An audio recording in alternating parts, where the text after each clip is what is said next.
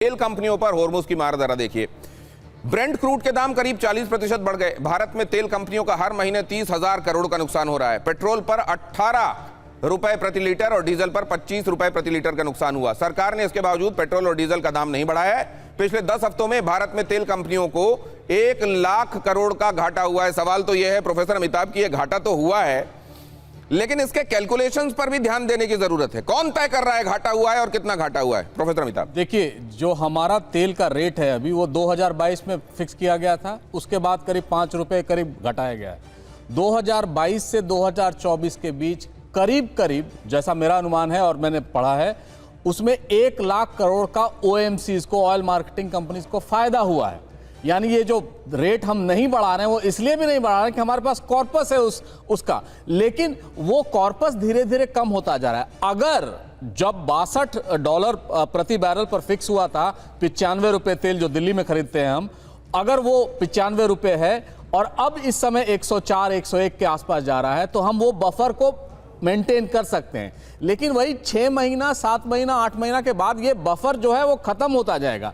लेकिन मैं ये भी बता दूं, ये लॉन्ग टर्म प्रॉब्लम है। और वो इजराइल अटैक करता है ना, तो वो कहता है we are mowing the grass, जैसे लेबनान में करता था, गजा में, ईरान में भी कुछ वैसा ही करता रहेगा। जब उसको लगेगा कि न्यूक्लियर वेपन की तैयारी करें, जब उनको लगेगा कि एक मिसाइल का बड़ा एक कोई कंपनी, उनका फैक्ट्री दिख गई है, वहां पर वो अटैक कर देंगे। ये हॉर्मुज की क्राइसिस अब इट्स हियर टू स्टे। अब ये 1 साल 2 साल ऐसा नहीं होगा कि पूरी तरह ईरान हॉर्मुज पर से अपना आधिपत्य हटा देगा। जब भी देखेगा इंटरनल रिजेंटमेंट हो रहा है, इजराइल एड कर रहा है, मोसाद एड कर रहा है, फिर वो हॉर्मुज बंद कर देगा कि चलो फिर तेल के दाम बढ़ेंगे, दुनिया छटपटा के फिर उनके पास आएगी। ये उनकी लॉन्ग टर्म स्ट्रैटेजी है। भारत जैसे देश को इसका खामियाजा सबसे ज्यादा भुगतना पड़ेगा। लेकिन एक बात तो सत्य है कि ऑयल मार्केटिंग कंपनी इस समय हम पर कोई एहसान नहीं कर रही है। उनके पास कॉर्पस जमा है जो 2022 से अब तक उन्होंने जमा किया है। अब तेल के दाम बढ़े हैं तो वो रियायत दे रही हैं। लेकिन यही है कि कितना दिन तक दे पाएंगी, कितने दिन तक उनकी कैपेसिटी है एब्जॉर्ब करने की, वो देखना होगा। उसमें एक राइडर और है दिनेश जी की, ऑयल मार्केटिंग कंपनी के अलावा सरकार ने एक्साइज ड्यूटी काफी बढ़ाई जब तेल के दाम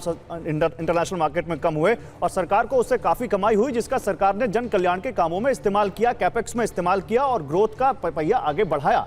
अब अगर वो ऐसे जो अंडर रिकवरी 18 रुपए पेट्रोल पे हो रही है और 24 रुपए 25 रुपए डीजल पे हो रही है, वो ये लगातार रहेगी, तो फिर जो ग्रोथ के काम है, जो फंड सरकार जन कल्याण के कामों में दे सकती है इस पैसे से जो एक्साइज ड्यूटी से आ रही थी, वो उस पर भी कहीं ना कहीं असर आएगा। और वो आप जिस तेजी से भागती जो अर्थव्यवस्था है, जिसमें आप लगातार लोगों के लिए रोजगार के मौके पैदा कर रहे हैं, लगातार लोगों के लिए नौकरियों की बात कर रहे हैं और विकास की बात कर रहे हैं, आर्थिक स्थिति उभारने की बात कर रहे हैं, उस पर भी असर आएगा। तो सरकार को केवल ऑयल मार्केटिंग कंपनीज की सेहत की जरूरत दिक्कत नहीं है, सरकार को यह भी दिख रहा है कि अगर सब्सिडी का पहिया फिर से आया तो न केवल राजकोषीय घाटा बढ़ेगा, क्योंकि देखिए, या तो सरकार के पास 2 तरीके हैं, हम पर आप पे पूरा भार डाल दे, 18 रुपए पेट्रोल का रेट बढ़ा दे, तो वो पॉलिटिकली बहुत खराब डिसीजन हो जाएगा। और अगर नहीं डाले तो इन कंपनियों को या हमको आपको सब्सिडी दे, तो उससे सरकार के एक्सचेकर पे बर्डन आएगा। तो ये एक स्थिति है, दुविधा है, जहां सरकार को बीच का रास्ता निकालना पड़ेगा। और OMCs भी जानती हैं कि आज वो कहेंगे तब सरकार कहीं ना कहीं अपने पॉलिटिकल इक्वेशन सब कुछ चेक वेक करके, सारे समीकरण बिठा के फिर कहीं उन पर वो फैसला आएगा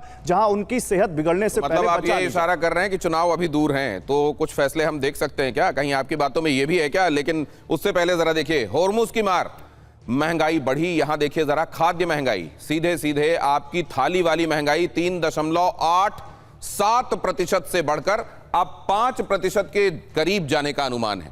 भारत में सब्जियां, उनकी कीमतों में 34 से 36% तक की सालाना बढ़ोतरी, और एडिबल ऑयल की कीमतों में 10 से 15 रुपए प्रति लीटर का इजाफा हुआ है। इंपोर्टेड फलों की कीमतों में भी 20 से 30% की तेजी आई है। और ये मुख्य चीजें आपको इसलिए बताई गई हैं क्योंकि ये बड़ी लंबी फहरिस्त है, हर चीज पर चर्चा, लेकिन ये समझ लीजिए कि consumer day to day basis पर जिसका इस्तेमाल कर रहा है वो महंगा हो रहा है। अब ये आशीष, एक बात और भी है, ये तो जाहिर है इसका असर पूरी दुनिया पर, ये एनर्जी क्राइसिस का, एनर्जी इक्विलिब्रियम का पर असर पूरी दुनिया पर पड़ा है।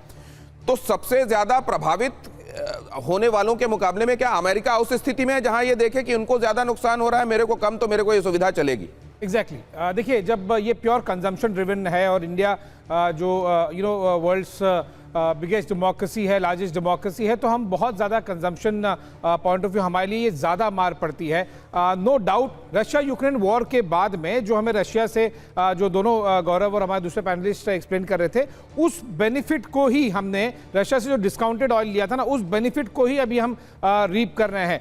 यूएस, आप ये मान के चले कि डोनाल्ड ट्रंप पहले एक बिजनेसमैन है, बाद में एक प्रेसिडेंट है, और यहां पर यही लगातार आपको दिखाई दे रहा है। सारे आप ग्राफ मैच कीजिए कि जो उनके क्लोज लोग हैं, insider trading point of view, उनके अनाउंसमेंट के ठीक पहले एक बड़ा ग्रुप यूएस में फायदा उठाता है, ठीक, और इसीलिए उनकी कथनी और करनी में मैच नहीं आ पा रहा है। वो एक यूएस प्रेसिडेंट होने के नाते वो कह किसी और के लिए रहे हैं और कर किसी और के लिए रहे हैं, और इसीलिए ये मार्केट में, चाहे वो आपके अनाउंसमेंट से ठीक पहले कुछ लोग यूएस में बेनिफिट ले रहे हैं, और इसका डायरेक्ट नुकसान इंडिया जैसे लार्ज डेमोक्रेसी पे हो रहा है जहां पे कंजम्पशन बहुत ज्यादा है, और इसीलिए ये प्रेशर बहुत ज्यादा अमेरिका की तरफ से नहीं आ रहा है, क्योंकि उन्हें उतना नुकसान नहीं हो रहा है, उतना प्रेशर नहीं आ रहा है जितना कि इंडिया पर आ रहा है। तो अगर बड़े पॉपुलेशन वाली ये जगहें हैं, भारत उसमें है, चाइना उसमें है, अगर इन जगहों पर ये नेगेटिव इंपैक्ट पड़ेगा तो क्या समूची दुनिया की अर्थव्यवस्था इससे प्रभावित नहीं होगी?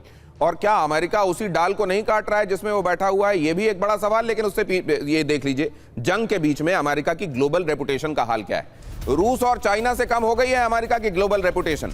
एक सर्वे बता रहा है ट्रंप के कार्यकाल में माइनस में पहुंच गई है अमेरिका की रेटिंग। सर्वे ये बता रहे हैं, डेनमार्क के अलायंस ऑफ डेमोक्रेसीज फाउंडेशन का ये सर्वे है जो ये बताता है कि डोनाल्ड ट्रंप ने हाल वो कर दिया है अमेरिका का, हम तो डूबेंगे सनम, तुमको भी ले डूबेंगे। और अगर हाल ये है कैप्टन श्याम, तो क्या आप समझते हैं वर्ल्ड ओवर इसको लेकर कुछ ऐसा होगा जहां सारे लोग एक साथ आए और अमेरिका को कहें तुम ये कर क्या रहे हो बॉस, या ये नहीं होने वाला? बहुत ही माकूल प्रश्न है, मेरे जहन में ये बात थी, आपने कह दिया। देखिए, एक थोड़ा सा आकलन कर दूं, मैं जल्दी से कर दूं। जब इस्लामाबाद पे टेबल पे मीटिंग चल रही थी, यूएसएस रॉबर्टसन और मर्फी स्टेट ऑफ हॉर्मुज़ में घुस गया और घुस के बाहर आ गया, मसल फ्लेक्सिंग करता हुआ। उस पर अटैक नहीं कर सकता था आईआरजीसी, क्योंकि इस्लामाबाद में बात चल रही थी। और दूसरा क्या मिला कि एक रास्ता है जिससे सुरक्षित आ जा सकते हैं। वर्ल्ड को मैसेज दिया उन्होंने, समझिए पहले इसको। उसके बाद अमेरिका ने एक तरह से ब्लॉकेट कर दिया और प्रोजेक्ट फ्रीडम लॉन्च करके अगले दिन बंद कर दिया, और 3 डिस्ट्रॉयर गए, आईआरजीसी ने अटैक किया, सीज फायर टूटा, वापस आ गए। वर्ल्ड को मैसेज दिया, रास्ता है, जा सकते हो Oman. You have to conclude here, sir. एक सेकंड और दीजिए मुझे। अब क्या हो रहा है, यूरोपियन यूनियन, मैक्रोन, फ्रांस, ये चार्ल्स डिगॉल के साथ डच और स्पेन के ships, European union naval force वहां आ रही है। ये आगे आ जाएगी और ये आके कहेगी हमें जाने दो, आने दो, 500 शिप को लाने दो, हमें मत कुछ करना। ईरान कुछ नहीं कर पाएगा, ब्लॉकेट चालू रहेगा। ये गुड न्यूज है, इसको समझिए, ये गुड न्यूज है, क्योंकि गुड न्यूज सिंड्रोम में ट्रंप अपने को ला रहे हैं कि मैं ईरान को पकड़ूंगा, तुम्हें नहीं। बीच में ये ऐसा ही है कि आप सिल्वर लाइनिंग पूरे अंधेरे में कहीं ढूंढ रहे हैं, लेकिन ये सिल्वर लाइनिंग इतनी पर्याप्त होगी क्या कि ये जो घटाटोप अंधेरा है इसको दूर कर दे? बहुत धन्यवाद करता हूं आप सभी का मेरे साथ आज की चर्चा में जुड़ने के लिए।